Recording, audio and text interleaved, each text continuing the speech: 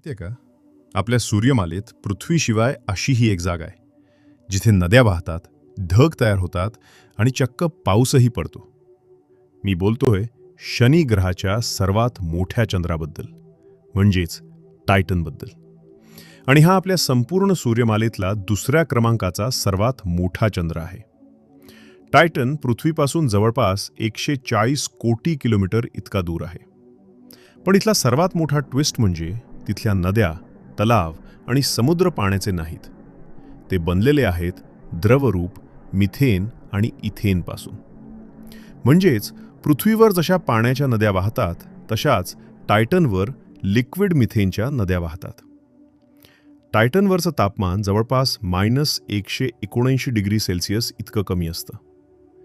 इतकं थंड की मिथेन तिथे द्रवरूपात राहू शकतं. त्यामुळे टायटनवर पृथ्वीसारखंच एक हवामान चक्र आहे. तिथे मिथेनची वाफ होऊन ती वर जाते, त्याचे ढग बनतात, पाऊस पडतो आणि त्याच पावसातून तिथल्या नद्या, तलाव आणि समुद्र भरतात. पृथ्वी व्यतिरिक्त आपल्या सूर्यमालेत पृष्ठभागावर स्थिर द्रव आढळलेली ही एकमेव जागा आहे. टायटनची आणखी एक खास गोष्ट म्हणजे त्याचं वातावरण.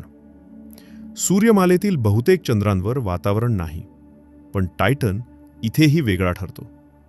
त्याचं वातावरण पृथ्वीपेक्षाही जास्त दाट आहे आणि त्यात चक्क 95% नायट्रोजन आहे.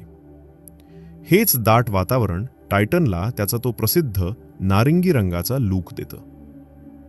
शास्त्रज्ञांना टायटनमध्ये एवढा इंटरेस्ट असण्याचं मोठं कारण म्हणजे त्याच्या वातावरणात कार्बनवर आधारित अनेक ऑर्गेनिक मॉलिक्युल्स आढळतात. आणि आपल्याला माहिती आहे की पृथ्वीवरील जीवनसुद्धा कार्बन बेस्ड आहे. म्हणूनच पृथ्वीवर जीवनाची सुरुवात कशी झाली असेल हे समजून घेण्यासाठी हे मॉलिक्युल्स खूप महत्त्वाचे ठरू शकतात. म्हणूनच नासाचं ड्रॅगनफ्लाय मिशन 2028 मध्ये लॉन्च केलं जाणार आहे आणि 2034 मध्ये ते टायटनवर पोहोचण्याची शक्यता आहे. हे मिशन एका उडणाऱ्या ड्रोनसारखं काम करेल आणि या रहस्यमय जगावर वेगवेगळ्या ठिकाणी जाऊन तिथलं वातावरण, रसायनशास्त्र आणि जीवनाच्या शक्यतांचा अभ्यास करेल.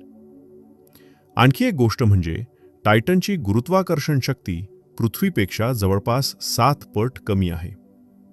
आकाराच्या बाबतीत टायटन हा बुध ग्रहापेक्षाही मोठा आहे.